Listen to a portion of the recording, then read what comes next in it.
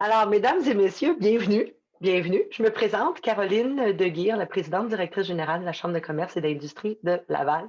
Et aujourd'hui, c'est la première d'une série de webinaires et de rencontres, de conférences techniques pour pouvoir répondre à vos questions.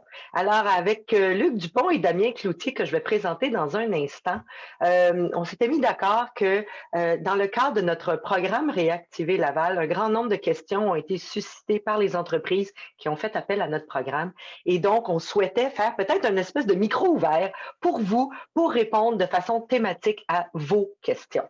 Alors, je vous annonce évidemment que notre séance est enregistrée présentement et elle sera diffusée, donc rediffusée en boîte à outils avec des petits morceaux de questions-réponses dans les prochains jours. Alors, ça va demeurer disponible pour les entreprises qui ont peut-être pas pu se joindre à nous aujourd'hui. Alors, premièrement, on nous posait la question il n'y a pas très longtemps. Expliquez-nous, c'est quoi exactement le programme Réactiver Laval? Certains d'entre vous avaient déjà participé au programme et avaient eu l'expérience de première main. C'est un programme, donc, la Chambre de commerce d'industrie de Laval mène depuis l'automne et ce jusqu'au 31 mars. L'objectif, c'est d'aider les entreprises qui, en mode pandémie, en mode vague 1, vague 2, j'espère qu'il n'y en aura pas d'autres, qui ont vécu toutes sortes de bouleversements et des bouleversements sur leur modèle d'affaires, des bouleversements au niveau de leur capacité de faire un virage numérique, l'accès au financement, des besoins et des questions au niveau des ressources humaines. Bref, là où vous avez, chers entrepreneurs, besoin d'aide, la Chambre a parti un programme d'accompagnement en 3 étapes. Il s'agit donc de faire un premier diagnostic avec nos partenaires de la Chambre de commerce ici, une analyse par la suite de ce diagnostic-là sommaire pour mieux comprendre exactement où se situe votre niveau de douleur et les besoins techniques d'accompagnement dont vous avez besoin. Et par la suite, on vous jumelle une demi-journée sans frais, évidemment, avec l'expertise nécessaire pour répondre à vos besoins bien spécifiques. Et tout ça sans frais. Et c'est un programme qui est piloté par la Chambre de commerce en appui avec ses partenaires externes, notamment Prox Industriel. Et tout ça se fait grâce à l'appui financier de Développement économique Canada. On nous posait des questions plus spécifiques de ça ressemble à quoi cet accompagnement-là? C'est donc une demi-journée, on parle d'environ 4 heures d'accompagnement par ce qu'on appelle des experts accompagnateurs. Les experts accompagnateurs, vous les connaissez peut-être et peut-être que vous êtes présentement devant votre écran et que vous en êtes un.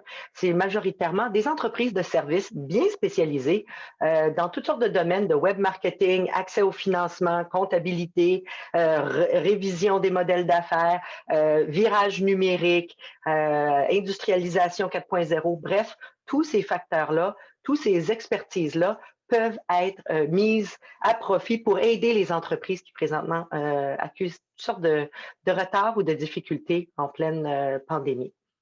Alors, si vous êtes un de ces experts accompagnateurs, il y a possibilité pour vous de vous positionner dans notre banque de données justement là pour vous jumeler. Ça peut être des opportunités d'affaires pour vous, mais surtout, à vous tous qui nous écoutez, lorsque votre entreprise ou celle de vos fournisseurs ou de vos clients ici à Laval ont des soucis, simplement les rediriger vers Réactiver Laval et ça va nous faire plaisir de les prendre en main et de les brancher par la suite à l'ensemble de l'écosystème lavallois parce qu'on est en mesure de pouvoir faire un référencement global avec tous les autres intervenants ici à Laval.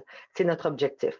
Comment est-ce qu'on se qualifie au programme Réactiver Laval? C'est simple. Vous êtes une entreprise à Laval. Et voilà, c'est tout. C'est pas plus compliqué que ça. Alors, réactiverlaval.ca. Et puis, dans les détails ici, là, par la suite, dans les capsules, les gens pourront s'y brancher. Alors, le déroulement de notre journée aujourd'hui, pas compliqué, c'est en 2 phases. La première phase va nous permettre de présenter des programmes financiers fédéraux. Donc, et ça va être suivi des suivis de questions et échanges spécifiques sur ces programmes-là. Donc, soyez à l'écoute. Et par la suite, en deuxième phase, les programmes provinciaux, encore une fois, suivis de questions et réponses. Et donc, on vous rappelle que la petite fenêtre de chat ici en bas, oui, vous pouvez évidemment vous y présenter, mais je vous invite surtout à y formuler vos questions pour qu'on puisse y revenir plus tard. Alors, sans plus tarder, je vous présente nos deux experts de la journée et ça me fait vraiment plaisir parce qu'on a eu la chance de préparer un peu la rencontre et ces deux personnes vraiment, quand on dit micro ouvert, là, je pense que c'est des gens de haute compétence en mesure de pouvoir vous aider. Luc Dupont est le président fondateur de Dupont International, bien connu ici à Laval, société spécialisée dans l'élaboration de stratégies de croissance pour les entreprises et il les accompagne sur le terrain dans le développement de leurs marchés nationaux et internationaux. Luc Dupont du cumule près de 35 ans. Mon Dieu, Luc, 35 ans. Il manque des cheveux gris un peu. Alors, d'expérience dans la direction d'entreprise, la planification stratégique, le développement et la mise en place des stratégies d'affaires, et cela même à l'international. Donc, il est en mesure de pouvoir faire l'analyse et de bien cibler les bobos. C'est une façon un peu ludique de mentionner, mais on le sait à quel point que ça peut être très sérieux, une question de survie pour les entreprises. Alors, Damien Cloutier, qui est avec nous. Bonjour, Damien. Lui cumule une expérience en financement depuis 40 ans et a réalisé de nombreux montages financiers. Alors, fournit des expertises professionnelles et de l'accompagnement stratégique auprès d'une communauté d'affaires à Laval, si on aime bien, pour la création, la gestion, la croissance et le financement des entreprises. Donc, on est vraiment à la bonne place aujourd'hui. Il était jusqu'à la fin de 2015 le vice-président des stratégies d'affaires et du financement à Laval Technopole et le directeur des opérations du Centre local de développement, un CLD, de Laval. Alors maintenant, il travaille comme consultant indépendant. Ça me connaît les consultants indépendants et on connaît toutes leurs valeurs. Alors, à vous tous qui nous écoutez, vous avez devant vous deux bonnes expertises et on est ici pour vous au courant de la prochaine heure. Alors maintenant, j'aimerais qu'on démarre peut-être la présentation de nos programmes fédéraux. Et Luc, je crois que tu voulais partager ton écran avec nos participants. Oui. Bonjour à tous et à toutes. Je vais commencer la présentation ce matin par une bonne nouvelle parce qu'on entend parler de vaccination. Puis chez nous, aujourd'hui, j'ai la chance d'avoir ma conjointe qui a été vaccinée un matin à 7h30. Quand on l'entend à la télévision, que la vaccination est commencée, puis que personne autour de nous est vacciné, on dit ouais, ça va prendre du temps. Mais nous, hier, on avait un téléphone dans la soirée vers 8h, puis ma conjointe est allée ce matin. Donc, on a un premier membre de la famille qui a été vacciné aujourd'hui. Puis on est tellement content qu'on va faire un party avec une vingtaine d'amis ce soir. Non, c'est ça. Ne vous inquiétez pas. Donc, comme Caroline mentionnait, on va faire un premier. Juste changer les pages un instant ici. OK. C'est Damien et moi, dans le fond, qui allons faire le tour des mesures et des aides, comme selon comment on peut les appeler, des différents programmes qui existent de nos différents gouvernements et institutions municipales aussi. Moi, de mon côté, je vais faire le survol et Damien va vraiment être l'expert qui va pouvoir répondre à vos questions pointues parce que Damien a décortiqué, dans le fond, toutes ces mesures-là, les unes après les autres, depuis le début du projet Réactiver Laval. Fait qu'on a la chance vraiment avec nous d'avoir un vrai expert. Dans le fond, ici, comme on disait, on fait deux. La présentation qu'on fait en ce moment est divisée en deux. Il y a vraiment le survol, puis c'est vraiment un survol. Puis après ça, ce que Damien et moi, on souhaitait, dans le fond, et l'organisation Réactiver Laval, c'est d'avoir vraiment une approche ligne ouverte. Profitez-en, posez-nous vos questions. Si vous allez avec l'image du samedi matin à 98,5, une ligne ouverte où est-ce que les particuliers appellent pour parler à un comptable et avoir des réponses, mais aujourd'hui, les entreprises, vous avez la même opportunité. Posez-nous vos questions. Notre expert est là et c'est Damien qui est un expert comptable également. Fait qu'on va profiter de l'occasion. Fait qu'ici, aujourd'hui, c'est sûr que le programme Réactiver Laval est attitré à aider les entreprises. Donc, j'ai mis en jaune la banque qui focus. Puis, comme on mentionnait tantôt, les sources d'aide sont d'ailleurs toutes identifiées avec le site web de la Chambre de commerce sur l'outil Relance. Donc, allez-y. C'est même là que moi-même que je suis allé pour les présenter aujourd'hui, préparer la conférence. C'est sûr qu'en tant qu'entreprise, dans les circonstances qu'on vit en ce moment, on doit veiller malgré tout au bien-être de nos employés, qu'ils soient employés ici qu'on appelle les particuliers ou travailleurs autonomes, parce que vous savez que dans certains secteurs, notamment la restauration, l'hôtellerie et ainsi de suite, il y a eu de nombreuses mises à pied. Lorsqu'on fait ces mises à pied-là, on a quand même la préoccupation de qu'est-ce qui va arriver avec notre personnel. On a un certain côté paternaliste, un devoir de protéger nos employés. Puis, dans certains cas, ces employés-là aussi peuvent être des travailleurs autonomes qui sont chez nous comme des partenaires ou des sous-traitants, et ainsi de suite. Donc, C'est juste pour mentionner la flèche. L'entreprise, oui, c'est beau, mais l'entreprise doit quand même veiller à ces particuliers qui travaillent pour elle. C'est sûr que pour les particuliers, les programmes sont relativement limités. On réfère à la fameuse PCU, puis à ce qu'on appelle aujourd'hui la PCRE. Puis il y a d'autres sous-programmes pour les aidants naturels, les proches aidants, et ainsi de suite. Mais en général, ça se limite quand même à ça. Fait que si on passe aux mesures fédérales, dans le fond, j'ai fait un sommaire ici et j'ai mis en jaune celles qu'on retrouve le plus fréquemment. Donc, il y a toujours la fameuse subvention salariale d'urgence, que les entreprises qui sont, plus elles sont touchées, plus elles ont accès à une subvention plus importante. Puis ensuite de ça, bien, la subvention peut diminuer selon la reprise ou le revenu qu'on génère. Fait qu'une entreprise qui va encore très bien n'aura pas droit vraiment à des subventions salariales. Mais une entreprise qui a eu des pertes majeures a accès à la subvention. Puis ça peut lui permettre aussi de garder à l'interne certains employés clés qui vont être indispensables lorsque la réouverture ou la relance où on va pouvoir prendre un nouvel essor. Les autres programmes qui touchent à l'emploi, mais c'est des programmes, dans le fond, qui peuvent être employés selon les entreprises. On parle de prolongation du temps partagé, la création des emplois et des opportunités pour les jeunes. Il y a des réductions de tarifs pour les produits à usage médical. Ici, le compte d'urgence pour l'entreprise canadienne, ce qu'on appelle la CUSC, qui était à la base à 40 000 puis qui a été majoré d'un 20 000 additionnel. Dans le fond, c'est une aide qui est assortie aussi d'une portion, si on rembourse avant terme, de subvention. Donc, si on a eu le 40 000, on peut avoir accès à un 10 000 de subvention. Si on a eu le 20 000 de plus, on a accès à un deuxième 10 000 de subvention. C'est un compte d'urgence qui est très facile à demander. Sincèrement, c'est 3 questions. Puis, ils ont ouvert aussi les règles davantage. Donc, si vous avez des questions à ce sujet-là, Damien va pouvoir vraiment vous renseigner. La subvention canadienne du loyer, elle demeure toujours présente et indispensable. Puis, vous allez voir tantôt qu'il y a une mesure aussi du côté québécois qui vient supporter ou consolider cette subvention-là. Ensuite, on a toute une série de prêts ou de garanties de prêts qu'on peut avoir. C'est des programmes qui sont associés avec EDC, Exportation Development Canada, ou même la BDC, la Banque de développement du Canada. Donc, on va voir une série de programmes qu'on appelle garanties de prêts, programmes de prêts conjoints, programmes pour les marchés intermédiaires, programmes pour le financement. Tu sais, il y en a quand même, je dirais, 4 ou 5 programmes qui sont reliés à ça. Le fonds d'aide et de relance régionale, c'est comme un fonds qui est disponible pour ceux qui n'ont pas eu accès à d'autres mesures. Donc, ceux qui ont, entre guillemets, qui tombent entre les cracks.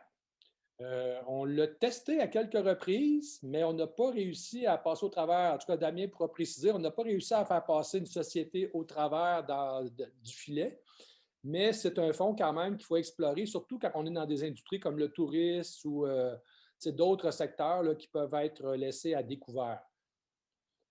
Ensuite de ça, ici, on a le fonds d'aide à la... là, je ne vois pas à cause du... Okay, la petite entreprise, soutenons l'achat local.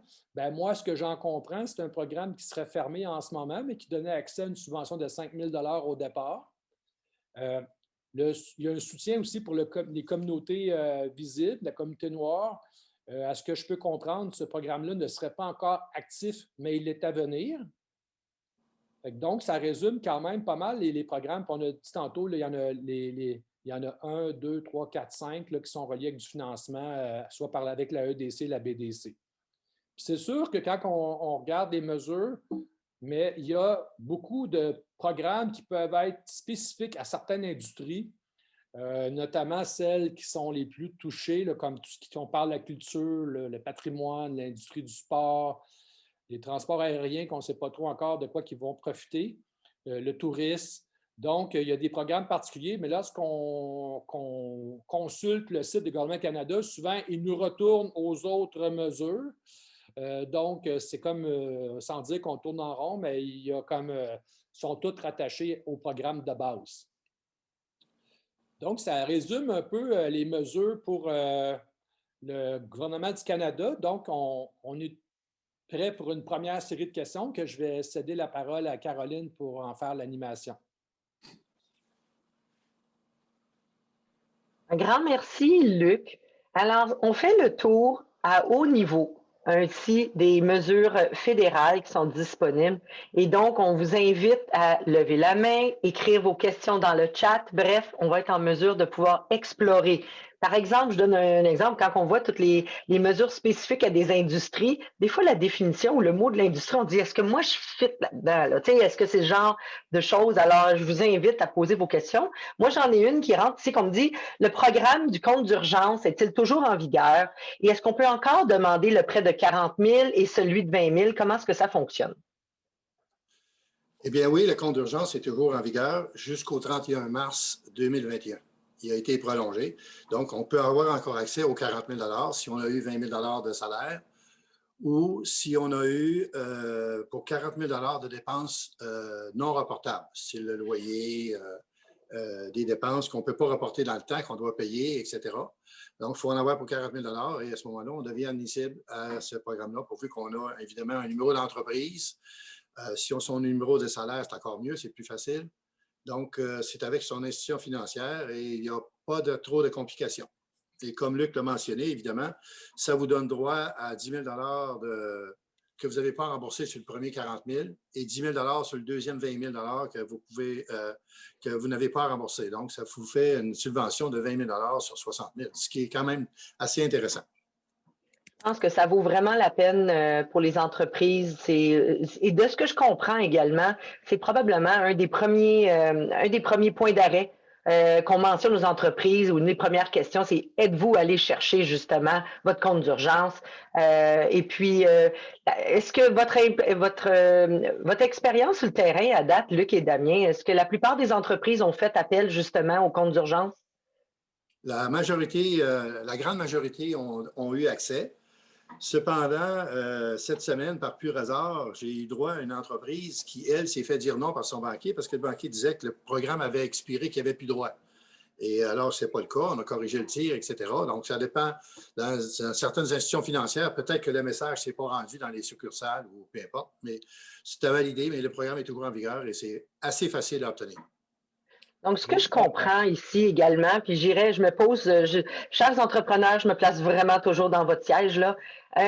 Ici, ce que je comprends, c'est que si jamais on s'est fait dire non, ça vaut des fois la peine, un peu comme chez le médecin, d'aller chercher une deuxième opinion, s'assurer que, parce que ça, je pense que c'est un cas flagrant là, qui exprime bien le fait que, pas sûr, je pense qu'effectivement, l'entreprise, elle n'aurait peut-être pas fait d'autres démarches pour ce programme-là, à moins justement qu'on l'ait encouragé à poursuivre, là, justement, puis qu'il y avait peut-être une information ou une compréhension erronée. Je ne dis pas que c'est l'institution financière qui est en erreur. Là, dans ce temps-là, des fois, c'est une question de communication, mais de vous assurer deux fois plutôt qu'une, quand c'est une question de survie de votre entreprise ou de la capacité à retenir vos employés, je pense que ça vaut la peine de vérifier deux fois plutôt qu'une. J'ai eu, moi aussi, quelques cas, comme Damien mentionne, qu'au départ, surtout au début à l'automne, quand les gens ont fait leur demande, puis que les directeurs de compte n'étaient pas tout à fait avisés de la teneur du programme et de la façon de faire, que des gens, sans même faire l'effort de faire leur demande, s'étaient fait dire qu'ils n'étaient pas éligibles par dans le fond, leur service bancaire. Mais en y allant, on voyait que ça passait au travers. Donc, il faut quand même aller faire sa demande parce que les banques, à la part, ils étaient comme un aiguilleur. Ils étaient là pour faciliter les demandes. Fait qu'on a eu des cas, puis on est en demande aussi avec certains travailleurs autonomes qui ont leur numéro d'entreprise avec des comptes de taxes. Eux aussi sont éligibles. Ce n'est pas nécessairement facile de réussir. On a un cas qu'on travaille à faire réussir. On a même téléphoné pour avoir de l'aide. Il faut être patient. Parce que moi, on m'a dit qu'il y avait 15 jours d'attente pour répondre à ma demande. Donc, ils ont eu énormément d'appels à CUSC, mais il faut vraiment faire la démarche parce que moi, je considère que c'est une des mesures après la source salariale la plus facile à obtenir. Les conditions sont très avantageuses. Merci, Luc. Je constate, puis je pense que nous tous, depuis le mois de mars dernier, on constate que le fédéral a été très présent pour vouloir aider les entreprises et les travailleurs. On l'a entendu énormément et l'existence même du programme ici à Laval là, en est témoin. Ceci dit, on le sait qu'ils sont également à l'écoute des besoins qui sont évolutifs et qui doivent sans cesse s'adapter. Alors, d'où le fait que le compte d'urgence est passé de 40 à 60. Ça, c'est un excellent exemple justement d'adaptation. Alors, c'est normal que le temps que l'information se rende chez les partenaires, les institutions financières, l'ensemble des intervenants, les chambres de commerce, c'est sûr que entre le premier message et le message d'aujourd'hui, je pense que ça vaut la peine de rester à l'affût des dernières nouvelles. Pas parce qu'on vous a dit quelque chose en quelque part au mois de mars, mai, juin l'année dernière que c'est encore valide aujourd'hui. On vous invite à valider. Les choses peuvent avoir évolué. Peut-être que votre dossier qui était moins évident à traiter, aujourd'hui, il y a un certain assouplissement pour rendre l'aide disponible, possiblement. Le but, c'est pas de refaire travailler tout le monde. On le sait qu'il y a beaucoup excusez l'anglicisme, de red tape, de lourdeur parfois administrative à faire ces demandes-là. C'est long, c'est compliqué. On le sait, c'est votre première doléance. C'est une des raisons pour laquelle on est là, pour essayer de vous donner les trucs et astuces, accélérer, vous accompagner dans le processus. Alors, est-ce qu'on a d'autres questions par rapport justement là, j'ai dit, si on a, Luc, on mentionnait ici, si on a acheté l'inventaire et c'est non vendu, oui, ça c'est une excellente question, effectivement. Je pense que ça vaut la peine de discuter.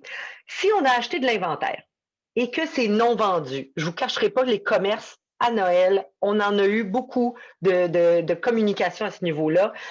On ne le savait pas, on pensait qu'on était réouvert, la deuxième vague n'était pas là. Les gens, l'été, ont fait des commandes pour Noël, pensaient avoir des soldes après Noël qui n'ont pas eu lieu. Est-ce que le compte d'urgence s'applique? Comment est-ce qu'on est capable de travailler avec les stocks invendus? Le compte d'urgence s'applique à la majorité des situations. Alors, lorsqu'on a des stocks invendus, il reste une seule solution, c'est de profiter des programmes qui sont là pour le loyer, la subvention pour le loyer, la subvention aussi salariale lorsque c'est encore des employés qui sont à l'entreprise. Et également, il existe des programmes qui peuvent exister au niveau des MRC ou de la ville de Laval, dans le cas de Laval, pour être capable de subvenir aux autres besoins. Mais l'inventaire invendu, dans lequel on a, il faut trouver le moyen de le supporter, négocier avec ses fournisseurs si on peut acheter du temps, etc. Mais il n'y a pas de règle qui va permettre de liquider ces inventaires-là à quelqu'un d'autre. Ça sera possible de les vendre à rabais. C'est sûr que si vous avez un lot de manteaux d'hiver que vous avez eu juste avant Noël et que là, votre magasin ne peut pas ouvrir, admettons, avant le mois de mars, les chances de vendre ces manteaux-là vont être un peu difficiles. Ça, on le comprend. Donc, il y a des pertes énormes et c'est pour ça qu'il y a des prêts qui permettent de remplacer ou de couvrir certaines dépenses, mais ça ne remplace pas toutes les pertes d'inventaire, malheureusement. Effectivement, c'est... Oui, Luc, tu allais renchérir? Il y a le cas du détaillant, mais là-dedans aussi, il y a tous ceux qui approvisionnent les commerces, fait que ce soit un distributeur qui a fait venir un produit là, qui est pris avec son inventaire, ou même un manufacturier qui lui-même pensait refiler son inventaire à ses distributeurs et aux commerçants.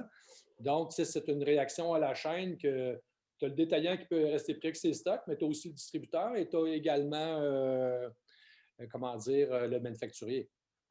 Et faisant écho à tout ça, à la base de tout ça, c'est la capacité de production de l'entreprise également qui peut être affectée parce qu'on le sait qu'avec, on parlait de la PCUE tantôt, plusieurs d'entre vous nous l'ont mentionné, vous avez été directement affectés lorsqu'il y a eu des mises à pied temporaires. Les gens, les employés ont eu des préférences vers le programme d'urgence salariale et ont tardé à revenir dans vos entreprises, surtout pour la main-d'œuvre non spécialisée. Ça a été quelque chose de majeur. Il y a eu toutes sortes d'opportunités de contrats pour les entreprises manufacturières qui ont été reportées ou carrément perdues.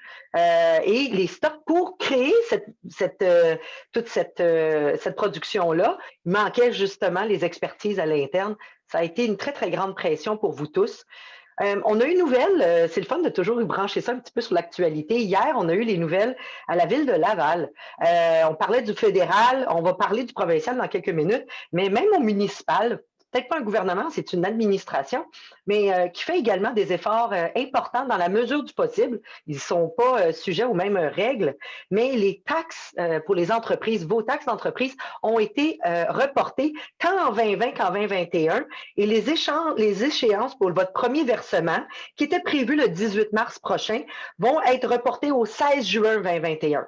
Ça, c'est déjà des bonnes nouvelles, un petit peu d'oxygène pour respirer. Et l'échéance, on le dit tout de suite, du deuxième versement de taxes, qui serait lui prévu pour le 16 juin, a été reporté au 15 septembre 2021. Encore un petit peu d'oxygène. On le sait que ce n'est pas terminé. On vous invite à aller sur le site de la Ville de Laval pour avoir plus de détails. Mais ça, c'est un peu comme le loyer. Ici, ce n'est pas des subventions, c'est sûr que c'est un report de paiement, mais je pense que ça donne, l'objectif, c'est de maintenir les liquidités au centre de l'entreprise pour la reprise, parce qu'on ne parle pas vraiment de relance toujours, de reprise et ensuite de relance. Est-ce qu'il y a d'autres personnes qui souhaitaient soit interagir avec nos participants actuellement? Et sinon, on va peut-être passer et poursuivre avec les mesures financières disponibles au niveau provincial. Luc, à toi. Oui. Une chose qui est importante aussi de noter dans tout ça, c'est que nos gouvernements, ils mettent des mesures, ils essaient de créer des organisations pour les soutenir dans les demandes d'aide, mais il ne faut quand même pas oublier que du jour au lendemain, le nombre de demandes qu'ils ont eues a, je ne sais pas si c'est quintuplé ou décuplé, mais c'est pour ça qu'en même temps qu'on a un besoin urgent, on a aussi un goulot pour répondre à toutes ces demandes-là, qui fait que parfois, les entreprises aimeraient avoir leur aide du jour au lendemain, mais dans certains cas, ça peut être plus long. Puis ça, pour le fédéral, on peut les avoir critiqués, mais sincèrement, ils ont réussi à aider les entreprises d'une façon très, très rapide dans un délai très court.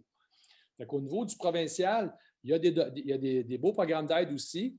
Par contre, comme Damien va pouvoir vous le détailler, l'effort pour les obtenir peut être plus fastidieux. Fait qu'on a 3 programmes qui ressortent vraiment, à part les programmes réguliers. On a ce qu'on appelle le PAC, qui est le programme d'action concertée temporaire des entreprises, que c'est un programme où est-ce qu'on peut aller chercher du financement de 50 000 et plus, puis qui est géré directement par Investissement Québec. L'autre programme, qui est le POUM, pour un programme d'aide d'urgence PME, dans le fond, celui-là, c'est pour les supports de 50 000 et moins. Puis dans la région de Laval, bien, il est géré par carrément Laval économique, par la Ville de Laval. Puis, ce qui est très important, c'est le 3e programme, surtout que Laval, bien, tout le Québec est dans une zone rouge, mais à Laval, on l'est aussi depuis un petit bout déjà.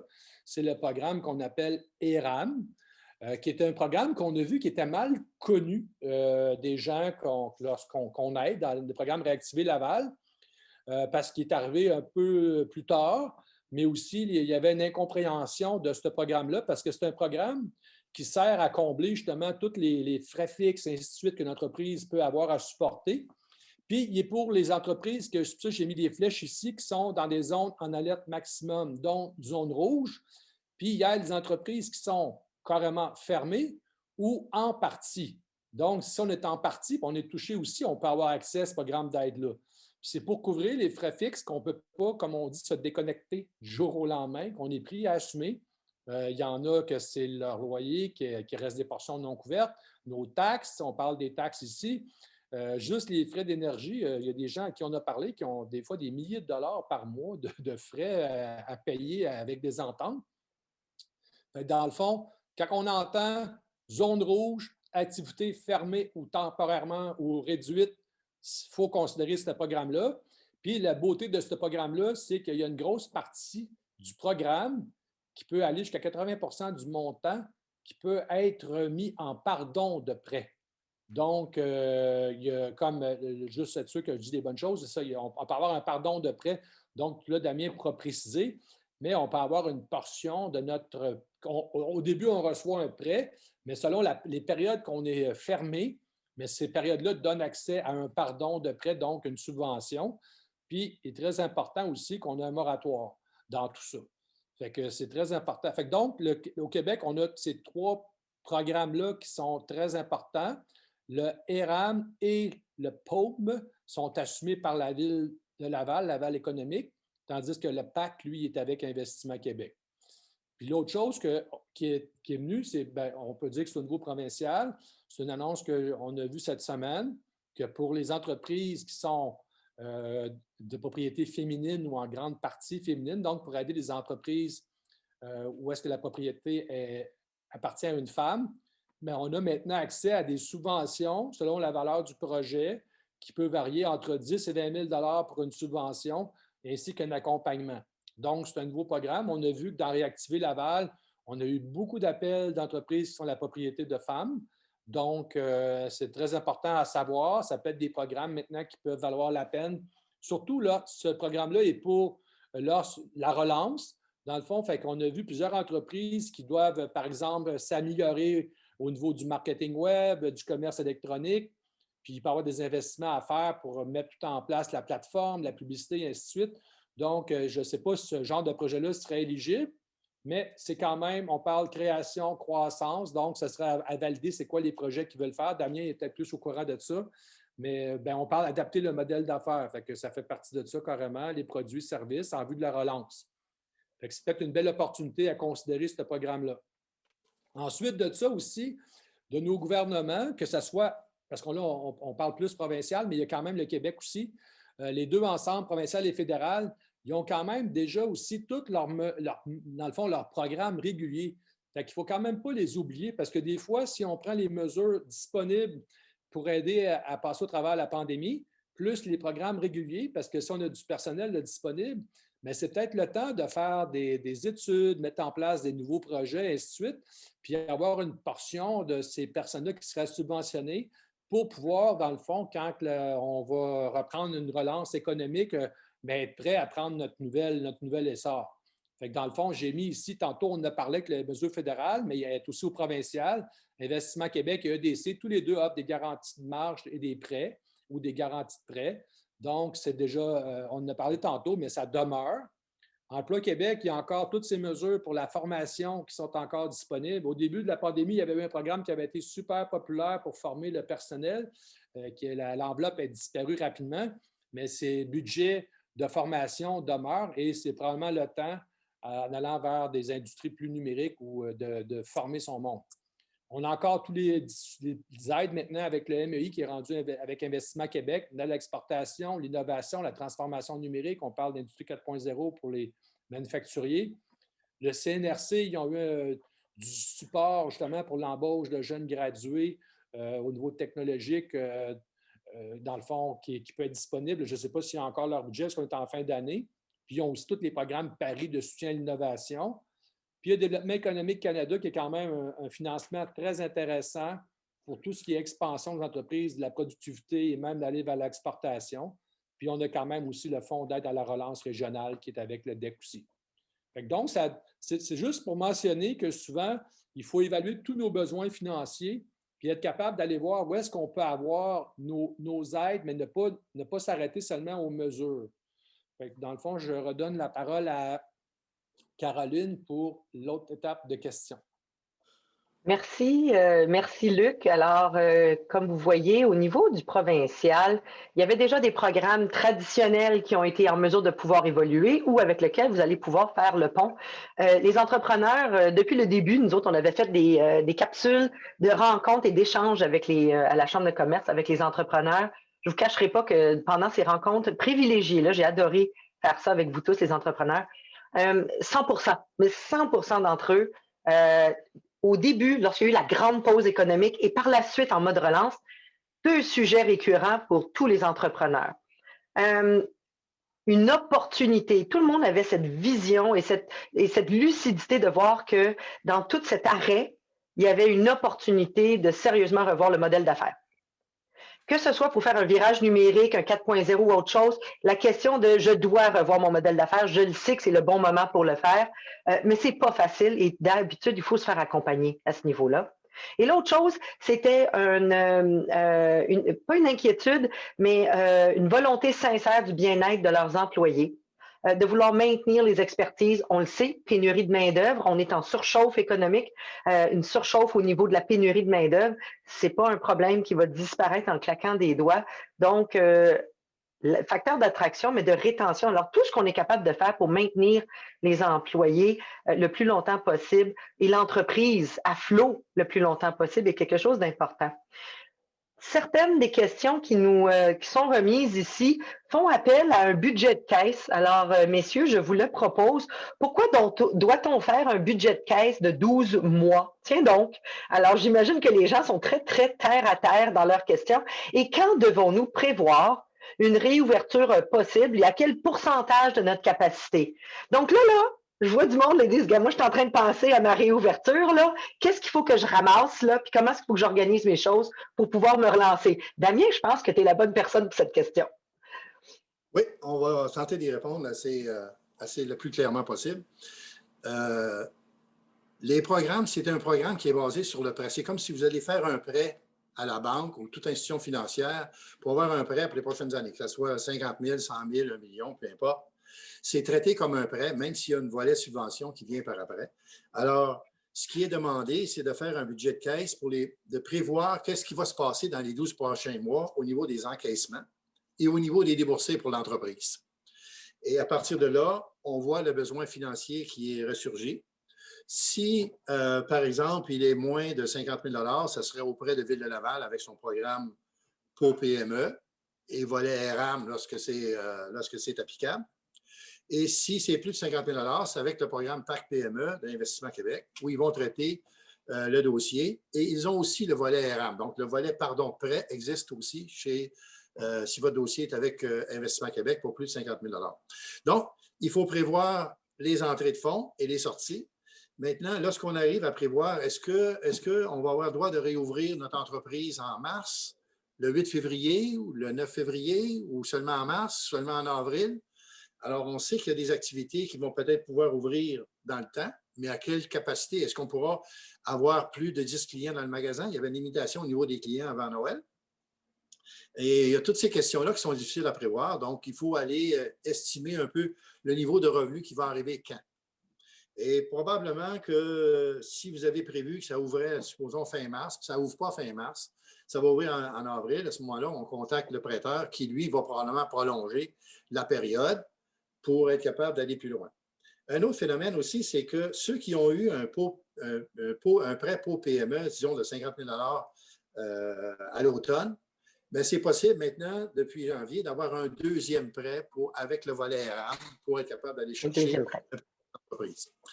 L'autre chose qu'il faudrait dire aussi, c'est que les budgets de caisse, j'étais là-dessus, il ne faut pas que je l'oublie.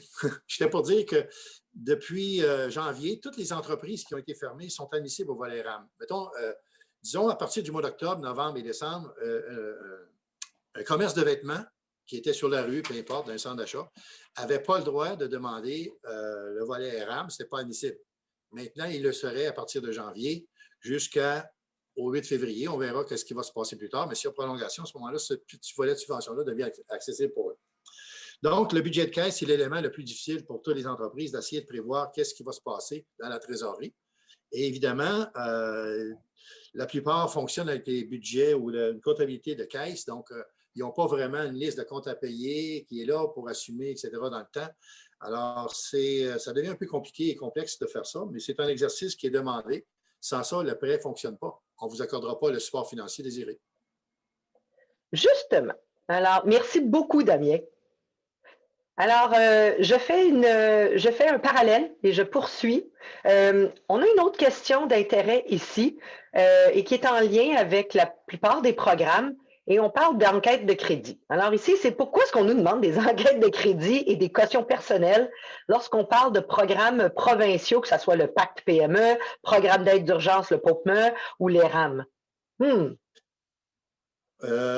Pour répondre à ça, c'est qu'ils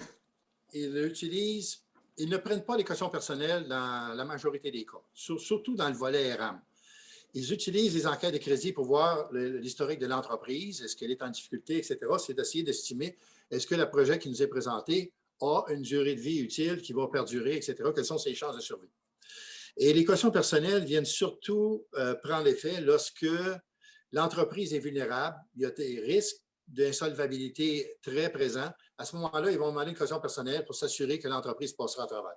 Il faut dire que s'il y a une caution personnelle, mettons qu'on aurait un prêt de 50 000 on a droit à un pardon de prêt jusqu'à 40 000. Donc, il reste théoriquement, si les dépenses sont assez élevées, les dépenses qui sont admissibles pour le volet RAM, il va vous rester seulement 10 000 sur le 50 000 à rembourser. Donc, c'est seulement ce 10 000-là qui s'appliquerait à la caution personnelle. Dans ces cas-là, la plupart du temps, ils ne demandent pas de caution. Mais c'est une dynamique qui est variable d'un dossier à l'autre et c'est aussi très variable d'une région à l'autre. Malheureusement, ce n'est pas pareil un peu partout. Il Il y a des variables, qu'on soit à Montréal, chez Rive-Sud, chez Rive-Nord, etc. Il y a des variations d'une entreprise à l'autre. Ce n'est pas pareil partout. Est-ce que je comprends que c'est l'évaluateur du dossier qui va faire que c'est subjectif? C'est la région, c'est le prêteur, c'est l'institution financière, c'est l'organisme? La région, ben, dans le cas des volets ERAM, c'est Ville de Laval pour les 50 000 et moins. Puis dans les 50 000 et plus, c'est Investissement Québec. Et Investissement Québec demande souvent, ils ont un document d'à peu près 3 pages là, pour le bilan personnel, etc., avec les droits de demander de faire des enquêtes de crédit, etc., etc. Il vérifie tout ça aussi pour voir s'il y a une capacité de réinjecter, encore qu'il y a besoin. Si ça se prolonge plus longtemps, est-ce que l'entrepreneur a des moyens de réinjecter plus d'argent pour pouvoir continuer? Ils ne veulent pas être le seul à maintenir l'effort pendant la période tumultueuse. Merci beaucoup, Damien. Je vous invite, si vous avez fait des demandes justement là, à ce niveau-là, ça va nous faire plaisir. Là, communiquez-nous votre expérience, soit au niveau de la paperasserie, soit au niveau justement là, que ça a répondu à vos besoins. En quoi ces programmes-là, justement, on le sait qu'on préfère les subventions aux prêts. Par contre, on est dans une période où est-ce qu'effectivement les taux d'intérêt sont relativement très bas. C'est des mesures d'urgence. Il y a toutes sortes de mécanismes qui ont été faits pour avoir des prêts, des pardons et autres. Alors, le but, c'est de créer les mécanismes de liquidité pour que vous puissiez être capable de faire votre reprise au bon moment. Alors, on me pose la question ici, il y a des frais d'association, parfois même des permis. Est-ce que les frais d'association et de permis sont-ils répartis sur 12 mois pour le budget de caisse et le volet pardon du prêt du volet ERAM? J'essaie de comprendre un petit peu là, à ce niveau-là, s'il y a Luc ou Damien qui comprennent cet aspect de frais d'association et de permis. Est-ce que ça vous dit quelque chose? Eh bien oui, c'est grosso modo, les entreprises souvent vont avoir des frais. Mettons que tu as une entreprise dans le domaine alimentaire, ça se peut que tu as eu des frais de permis du MAPAC. Ah! Et eux peuvent être, mettons que ça pourrait être 2 400 $. Et ça peut arriver que ce frais de permis-là, vous l'avez reçu la facture et vous l'avez payé, admettons, au mois de juin, pour 12 mois. Donc, quand on fait la représentation pour le volet ERAM, il ne faut pas oublier de ramener le 200 $ comme frais admissibles pendant chacun des mois. Admettons que c'est à partir d'octobre, aller jusqu'au mois de mars, peu importe où ça va se terminer. Il faut ramener ces frais-là. C'est des frais qui sont admissibles, même s'ils ont été payés en juin. On la met dans la série des frais qui sont admissibles à être pardonnés. Ça fait partie de la portion des frais qui peuvent être pardonnés. Donc, puis c'est la même chose pour les frais d'association. Si quelqu'un rentre membre de la Chambre de commerce en juillet, puis il paie 200 $, à ce moment-là, son 200 $, c'est pour 12 mois. Donc, il va chercher la portion de 1/12e pour chaque mois qui est considéré pour le ramener dans les dépenses comme dépenses admissibles pour être pardonné de ce prêt-là. Donc, ça, c'est des trucs que les gens ne font pas la plupart du temps et oublient de faire, oublient de rapatrier, parce que là, ils doivent soumettre la facture et tout comme preuve. Alors, ça devient un petit peu compliqué. Alors, certains, peut-être, ont oublié d'aller chercher cette portion-là dans leur documentation. C'est vrai que ça demande un peu plus de travail. Par contre, c'est la somme de tous ces petits montants-là qui peuvent faire parfois en bout de ligne une grosse différence. Et je vois des têtes qui hochent au niveau comptable. Alors, je vous crois, messieurs. Alors, Oui. merci beaucoup. J'aurais une question, Caroline. Oui, Luc.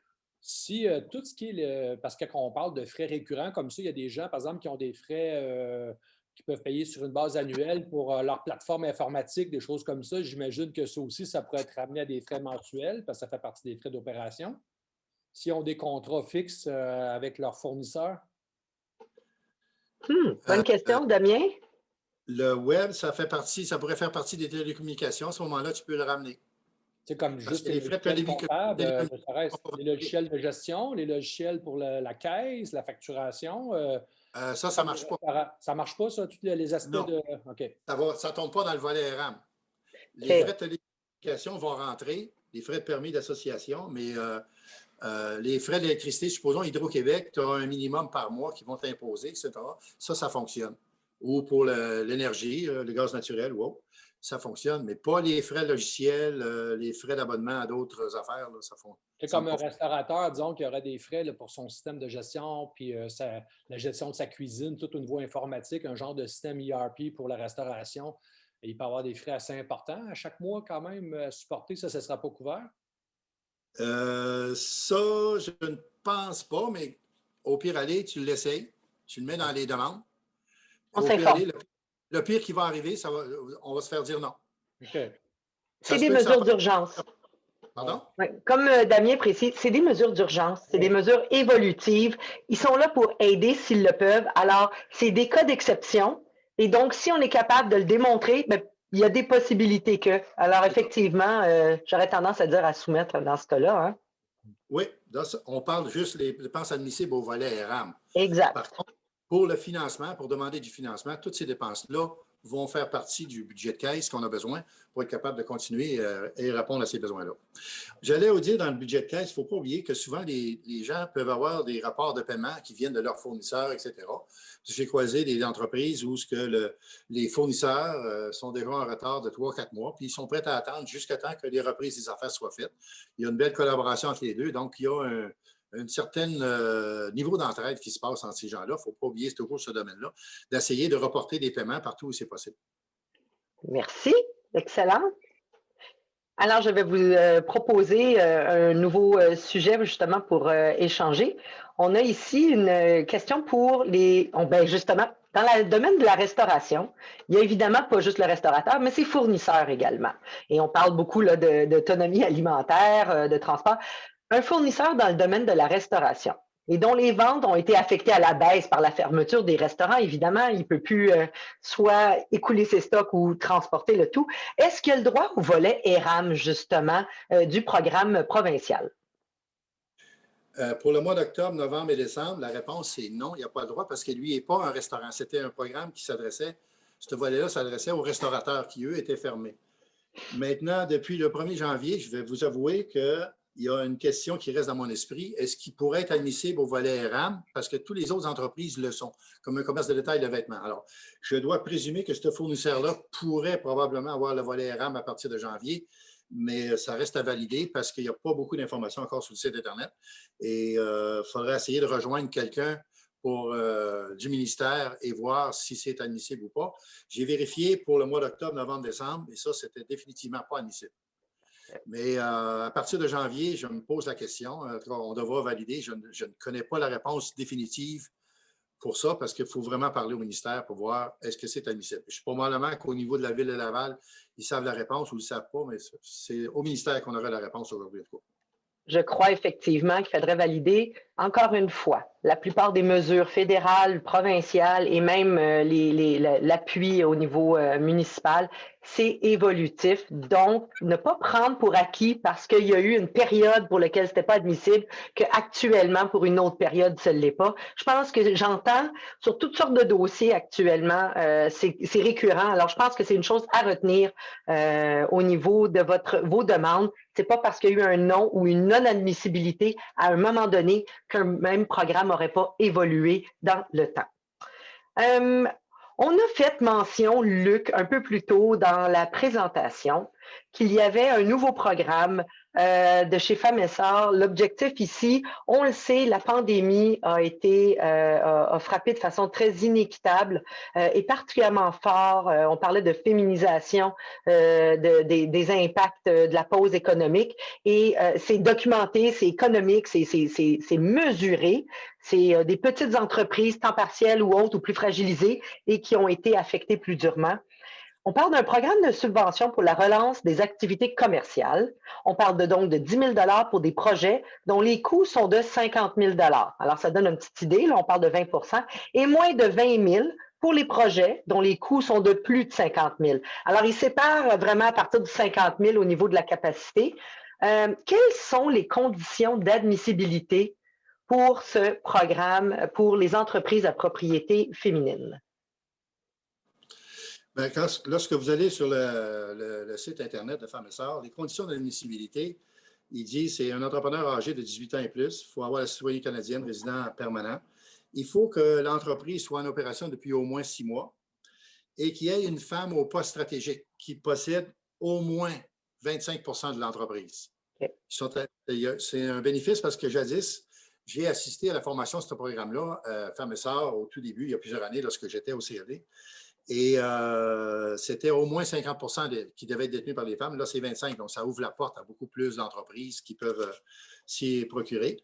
Et donc, c'est un projet qui doit viser à relancer les activités, favoriser l'accélération de sa relance, développement de nouveaux produits, nouveaux services, adaptation de son modèle d'affaires, etc. Et ils sont accompagnés. Femmes et Sœurs offre l'aide d'un accompagnateur pendant 12 mois pour la durée du projet, etc. Alors, c'est évidemment associé après avec un prêt. Si vous avez un projet de 60 000 ça se peut qu'on vous prête, qu'on vous donne une subvention de 20 000 et qu'à ce moment-là, il y ait un prêt de 20, 30, 40 ou même jusqu'à 40 000 pour être capable de financer le projet. Et tout est relatif selon, c'est traité comme un prêt de financement traditionnel, avec les garanties et tout ce qui vient avec. Merci beaucoup de la précision, Damien. Je pense que moi, Plaisir. je regarde ici, puis là, j'invite encore à nouveau, là, un petit dernier tour de table, si les gens ont encore une dernière question, commentaire ou remarque qu'ils voudraient partager avec nos panélistes ou avec la Chambre, ça va nous faire plaisir. Évidemment, pour vous tous qui nous écoutez peut-être en différé à travers les capsules, l'information pour rejoindre l'équipe de réactiverlaval.ca va être disponible parce que nos experts sont tout de même accessibles et jusqu'au 31 mars. Pour l'instant, le programme est ciblé là, dans cette période-là. On vous invite. Le message, je crois, en conclusion là, à tout ça, puis je remercie grandement Damien Cloutier et Luc Dupont d'avoir été parmi nous pour cette première rencontre. Je crois que le message à vous tous, les entrepreneurs, c'est votre persévérance nous inspire énormément.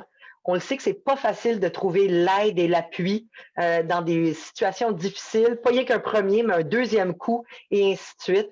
Surtout l'iniquité de la reprise, l'imprévisibilité de tout ça, fait en sorte que plus que jamais, il faut oser être accompagné, ne pas faire tout ça tout seul et surtout pas se décourager lorsqu'on voit un 3 pages de paperasse ou quoi que ce soit. Il peut y avoir, un moment donné, on est fatigué. Alors, de demander l'appui, le programme Réactiver Laval, l'accompagnement terrain qu'on fait à la Chambre est là pour vous, que vous ayez un commerce, une entreprise de service ou du manufacturier ou un industriel. La Chambre, avec l'ensemble de ses partenaires, on ne fait jamais ça seul. On est là pour vous et pour vous tous. Damien et Luc, est-ce que vous auriez un petit mot de la fin pour nos participants? Ben moi, j'aimerais dire que tous les entrepreneurs devraient se préoccuper et aller chercher des fonds autant que possible, le plus rapidement possible, parce que c'est le temps. Et on ne peut pas prévoir à quel niveau ça va réouvrir, le temps des affaires, ça va revenir, parce que dans la mentalité des consommateurs, pour ceux qui s'adressent directement aux consommateurs qui sont affectés, le consommateur a comme perdu l'idée qu'il va s'acheter des produits ou peu importe. Donc, il y a un boom qui devra être redonné. Pendant combien de temps il faut prévoir ça? Donc, il faut aller chercher des fonds pour être capable de supporter parce que les programmes vont arrêter à une certaine date, mais ça ne veut pas dire que l'activité de nos affaires vont revenir à 100 alors ça peut prendre un certain temps, d'où l'idée de développer des nouveaux produits, nouveaux trucs, etc., pour stimuler la demande puis stimuler l'activité économique autour de son entreprise parce que ça va demander beaucoup d'efforts et beaucoup de surveillance de ce côté-là pour les prochains mois. Merci, Damien. Et Luc? Moi, je serais porté aussi à mentionner que quand il va y avoir la reprise, il va y avoir des changements. Il y a des changements qui se font dans les processus d'achat en ce moment. On voit les géants comme Amazon, là, ils prennent énormément de place. Puis, si vous avez des jeunes à la maison ou pas, moi, je regarde que mes enfants, quand ils ne sont pas en cours en ligne, ils magasinent. J'ai comme un combat à dire, mais ils magasinent sur des grosses plateformes comme ça. Donc, ça veut dire que nos entreprises d'ici vont avoir à faire des investissements pour accroître leur visibilité, pour amener le consommateur vers eux directement, pour pas que ces gens-là aillent sur Amazon automatiquement, mais qu'ils reviennent chez eux. Donc, il faut prévoir ces investissements-là. Il va y avoir des investissements à faire pour attirer notre clientèle, mais d'une autre façon. Puis si je renforce aussi ce que Damien dit, tout l'argent qu'on peut avoir pour nous aider en ce moment est à un coût d'emprunt qui est très bas. On parle à peu près 3 dans la plupart des prêts. Une entreprise qui opère devrait aller chercher des marges brutes, des profits nets de l'ordre de 8-10 Donc, le 3 vous faites un gain dessus. Fait que profitez-en pour avoir des fonds, pour pouvoir investir dans votre entreprise et aller chercher votre essor. Fait que souvent, j'entends des entreprises qui ont peur d'aller chercher les fonds qui pourraient être accessibles pour eux, pour les approches qu'on avait dans le temps, un peu de protection. On n'emprunte pas avec les banques, on ne fait pas affaire avec la dette. Mais la dette, quand elle est disponible, entre guillemets, pas cher, parce qu'à 3 c'est pas cher, une entreprise devrait avoir des marges beaucoup plus élevées que ça. Mais c'est peut-être l'occasion d'avoir des fonds pour vraiment se relancer. Puis je ne sais pas, Damien, il est comptable, il peut peut-être confirmer si je dis, je ne me dérange pas s'il me dit que je suis des patates, là. J'aime mieux qu'il le dise pour pas que je donne des mauvaises informations aux gens. Mais profitons de ce qui est disponible. C'est une excellente idée d'emprunter, même si on n'a pas besoin maintenant, on va chercher de la liquidité. Puis là, si jamais ils dessinent des opportunités, on a déjà l'argent pour la prendre et l'exploiter très rapidement.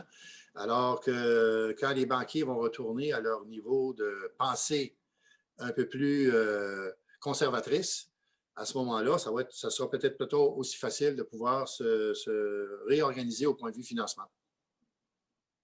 Damien, je viendrais même compléter que de créer cette relation d'affaires-là avec les prêteurs ou avec les partenaires, justement, de confiance, avec les dossiers qui existent déjà dans les systèmes, ne peuvent que vous aider, chers entrepreneurs, là, au moment où, effectivement, il y aurait des opportunités de croissance, de réinvestissement, parce qu'un jour, on va se ramasser dans une situation où est-ce qu'on va pouvoir voir quelque chose de plus positif à ce niveau-là.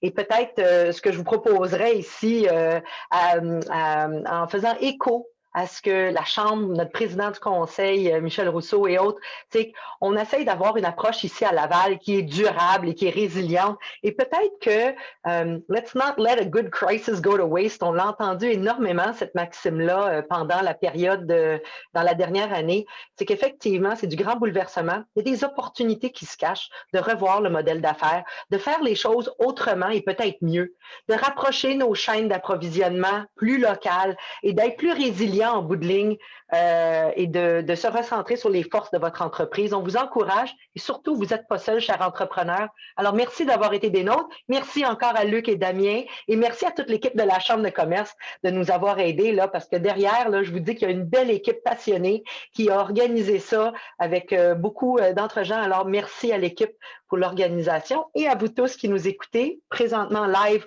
ou en rediffusion. C'est pour vous qu'on fait ça, chers entrepreneurs. Alors, bonne reprise à tous. Bonne fin de journée. Merci. Merci. Au revoir tout le monde. Au revoir.